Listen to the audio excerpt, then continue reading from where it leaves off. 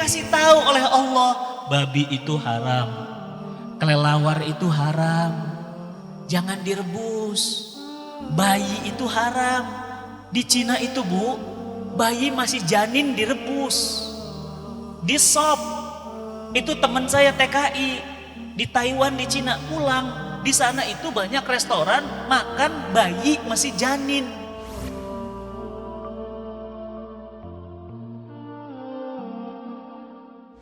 Kalau kita tersesat di dunia, misalnya akan pergi ke Amerika, tersesat, gimana perasaannya? Bingung, apalagi sedih, ya bingung, tersesat.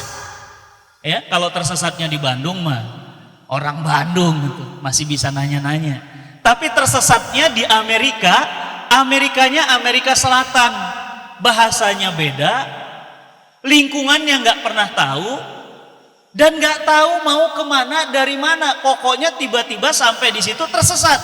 Kira-kira perasaannya sedih apa senang? Sedih pasti, bingung. Kalau tersesat di dunia, ya kita masih bisa pakai GPS, betul nggak? Iya. Saya kemarin ke Australia, ke tempat salah satu pesantren DT, ada yang di Masjid DT, ada yang di Perth di Australia. Kalau kesasar di Australia itu gampang, Kang. Kenapa? Langsung aja tunjuk mau kemana.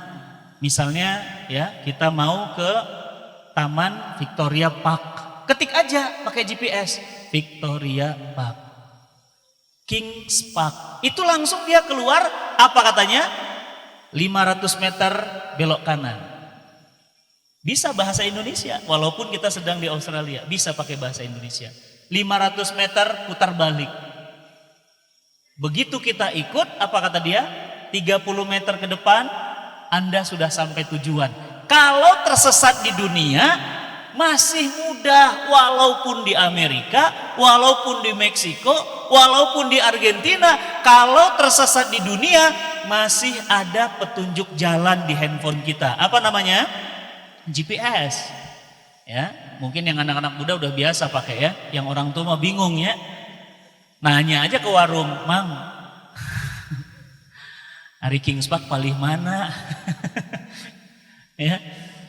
Kalau tersesat di dunia, sebingung-bingungnya, itu masih ada petunjuk jalan. Masih bisa nanya sama orang. Saya juga pernah, jamaah saya tersesat di Masjidil Haram. Saya udah bilang sama si ibu, Ibu, punten, kita masuk dari pintu ini ya. Lihat nih, tuh, pintu 38. Ingat ya, nanti pintunya gampang. Lihat aja ada Zamzam Tower, nanti ibu ngelihat, nah di bawahnya pintu itu. Apa katanya? Iya Ustadz, pokoknya mah ibu mah hafal we lah. Gampil itu mah. Tuh. Sombong. Akhirnya begitu pulang sholat, jamaah kan puluhan ribu. Atas si ibu mana? Sampai dari mulai sholat zuhur sampai sholat maghrib, ibunya gak pulang ke hotel. Kesasar? Siapa yang ngantar? Orang Indonesia. Ibunya nanya ke orang Indonesia, Neng, punten nanya, hotel ini di mana ya? Ada name cardnya, ditanya. Oh ibu, ini hotelnya sebelah ibu. Mana ini? Oh iya, ini hotel saya. Astu si ibu kemana wae. Itu makanya jangan sombong kalau di Mekah. Kang, mata kita itu bisa siwer karena sombong. Padahal hotelnya cuma 50 meter dari dia ngomong. Dia lupa. Akhirnya apa? Dia masuk hotel nangis-nangis, marah-marah sama pimpinan jamaah. Udah sombong, marah. Apa katanya? Maha saya ditinggal. Udah tahu kolot ditinggal. Ibu, kan sudah saya bilang. Janjinya ketemu di pintu 38. Kenapa ibu muter-muter? Ya saya nyari pintu semuanya angkanya 8 gak ada. Maklum Bu, 68 tahun. Bingung dia, matanya siwer. Kalau tersesat di dunia, masih bisa pakai GPS. Masih bisa nanya. Kang, kalau mau ke Dipati Ukur, dari Parompong, dari Eko Pesantren teh kemana jalan teh? Bisa Kang. Akang kasih tahu, nanti Ustadz turun Di perempatan belok kanan, belok kiri, belok kanan. Nah, nanti itu Ustaz, tanya aja di situ ada jalan di Pati Ukur. Sampai. Tapi Bapak Ibu yang dirahmati Allah, bayangkan kalau tersesatnya di sebuah tempat, di sebuah alam yang kita belum pernah ke sana dan semua manusia yang hidup di dunia belum pernah ke sana. Kesasatnya di akhirat. Allahu Akbar. Apa kata Nabi? Nabi SAW bersabda, Yaumil mahsyar, padang mahsyar itu tempatnya putih, bersih, datar, tidak ada kelokan-kelokan di bawahnya. Manusia pertama sampai manusia terakhir ada di sana. Kayak gini nih, kumpul semuanya. Disusun rapat-rapat seperti anak panah di dalam wadahnya. Para sahabat bertanya, "Ya Rasulullah, semua manusia ada di sana?" Ya. Aisyah radhiyallahu anha ummul mukminin bertanya, "Ya Rasulullah, laki-laki perempuan dicampur?" Iya. "Ya Rasulullah, apakah mereka tidak pakai baju?" Iya, mereka tidak pakai baju.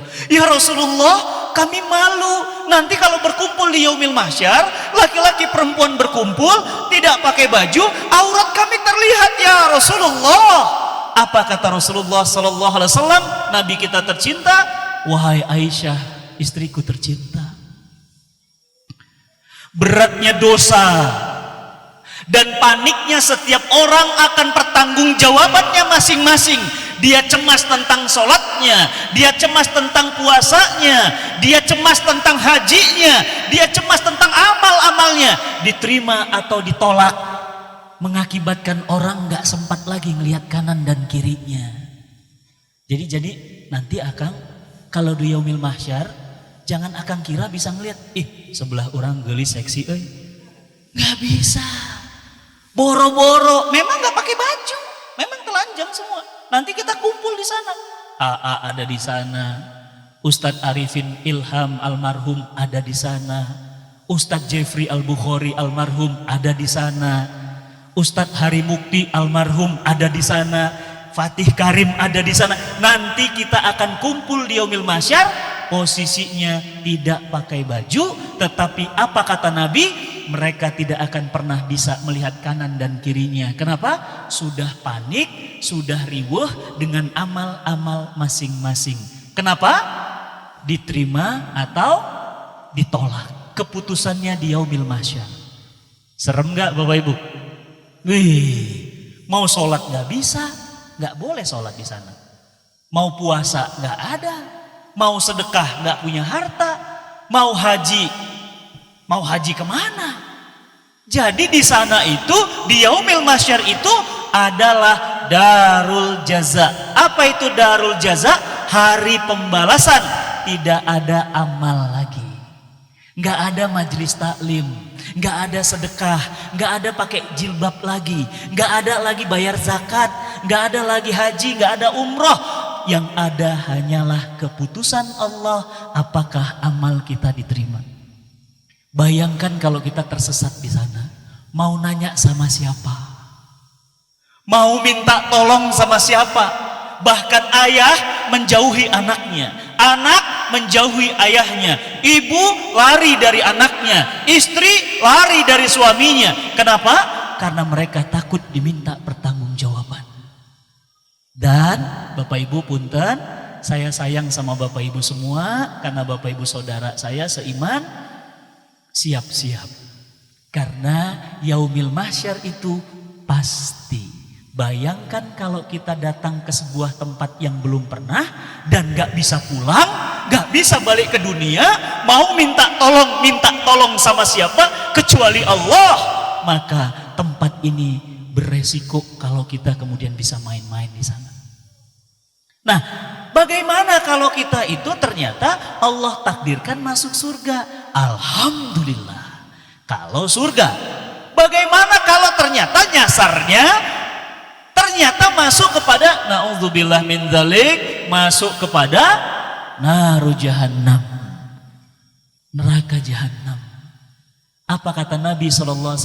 Seorang sahabat bertanya, "Ya Rasulullah, ceritakan kepada kami siksa neraka yang paling ringan, agar kami ada gambaran tentangnya. Ya Rasulullah, tolong ceritakan kepada kami siksa neraka yang paling ringan seperti apa?" Nabi katakan, siksa neraka yang paling ringan adalah andai kalian injak lantainya, kaki kalian menginjak lantainya, maka otak kalian mendidih karenanya. Siksa neraka yang paling ringan. Paling ringannya aja seperti itu, apalagi sampai kita masuk kepada neraka jahanam. Oleh karena itu, Bapak Ibu yang dirahmati Allah, jangan main-main.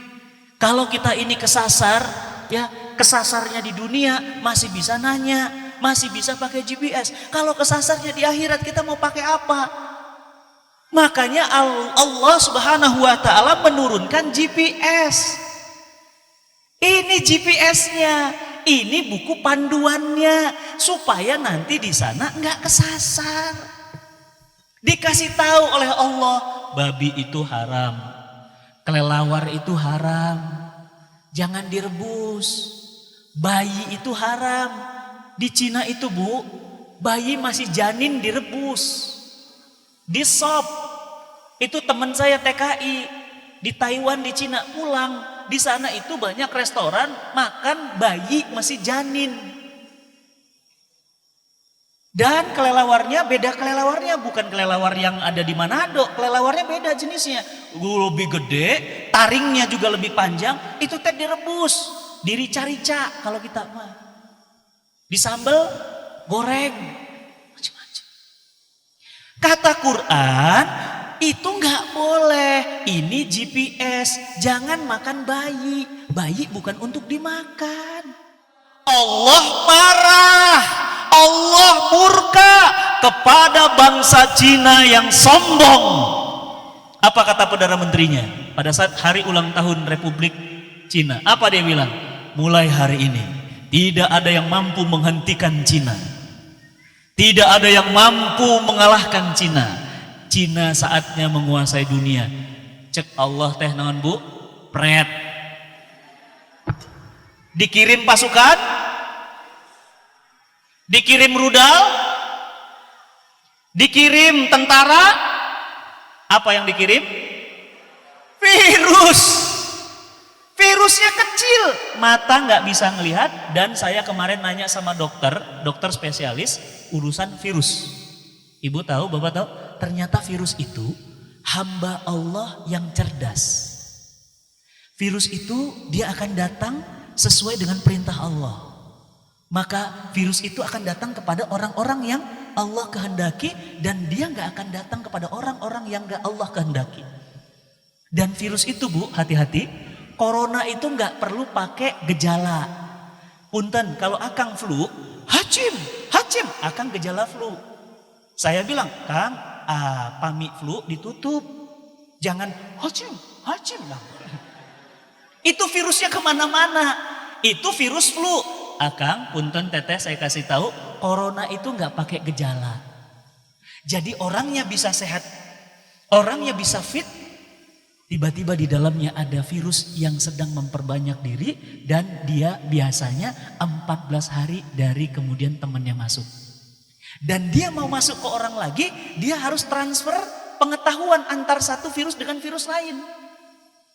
Dia bicara antar satu virus dengan virus lain. Kira-kira masuk tuh kali itu. Nya bagus nih. Masuk. Beneran, virus tuh komunikasi. Ternyata virus itu hamba Allah. Dikirim sama Allah. Seperti burung ababil dikirim kepada Abraha, Raja Abraha yang sombong. Apa katanya? Ka'bah kita hancurkan dengan pasukan gajah. Begitu datang pasukan gajah, Bu, dikirim batu, batunya kecil kerikil, tapi batunya langsung dari neraka yang kemudian dijatuhkan. Langsung itu gajah lubang, badannya berlubang. Mungkin zaman itu virus juga. Jatuh, blutuk, hancur, lubang. Jatuh lagi, berlubang. Masya Allah. Lihat Fir'aun, sombong. ditenggelamkan di dalam laut. Hebatnya Allah. Makanya Allah turunkan ini, tak ikut sama ini. Kalau kata Quran, makanan itu halalan thayyiban. Makanya ini GPS, harus kita baca, harus kita ikutin. Itulah kenapa ya, Al-Quran itu adalah nikmat yang terbaik. Ibu, bapak, punten, saya punya saudara saya baru pulang dari Singapura. Kenapa Ustadz? Matanya nggak bisa kedip. Jadi Ustadz kalau mandi gimana? Mandinya gini, pakai kacamata renang. Karena kalau enggak air sabun, air sampo perih masuk mata. Jadi pakai kacamata renang. Kalau tidur gimana Ustadz? Gini tidurnya. Nggak bisa nutup. Sok, mangga semuanya ikutin. 1, 2, 3, melotot semuanya, jangan kedip. Tahan sejam, 2 jam, 5 jam, 6 jam. Sok, mangga mandi kayak gini, tidur kayak gini, di jalan kayak gini, debu masuk, asap masuk semua.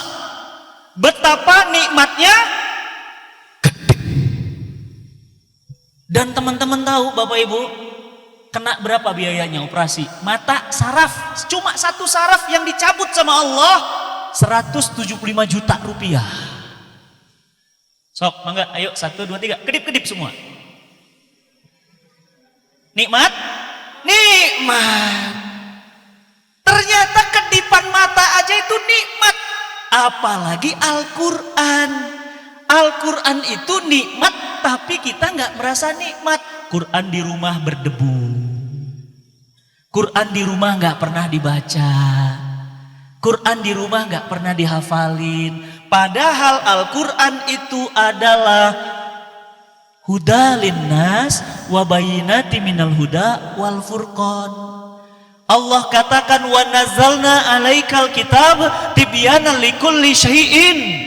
Nikmatnya itu luar biasa. Al-Quran itu di atas nikmatnya kedip, di atas nikmatnya makan, di atas nikmatnya tidur. Ada saudara saya nggak bisa tidur kalau nggak minum 7 pil tidur. Si bapak mah pengawasan sare, nundutan. Nikmat nggak Pak? Nikmat. Sugante ngomong gitu rupanya. Pak, nikmat lo bisa tidur Pak. Betul. Allah Subhanahu wa taala berfirman, "Wa man a'rada an dzikri fa innalahu ma'isyatan donka wa nasyuruhu yaumal qiyamati a'ma." Barang siapa yang berpaling dari Al-Qur'an, tidak mau hidupnya pakai Quran, rumah tangganya nggak pakai Quran, kantornya nggak pakai Quran, negaranya nggak pakai Quran, maka hidupnya pasti sempit. Apa maksudnya hidupnya sempit? Banyak masalah. Masalah banjir nggak selesai, gempa. Gempa belum selesai, gunung meletus. Gunung meletus belum selesai, tsunami datang. Tsunami belum selesai datang, pengangguran. Pengangguran belum selesai, dolar naik lagi 15.000. 15.000 belum selesai, datang corona. Corona belum selesai, datang AIDS. AIDS belum selesai, datang beraneka ragam masalah. Hidupnya sempit. Kenapa? Karena nggak pakai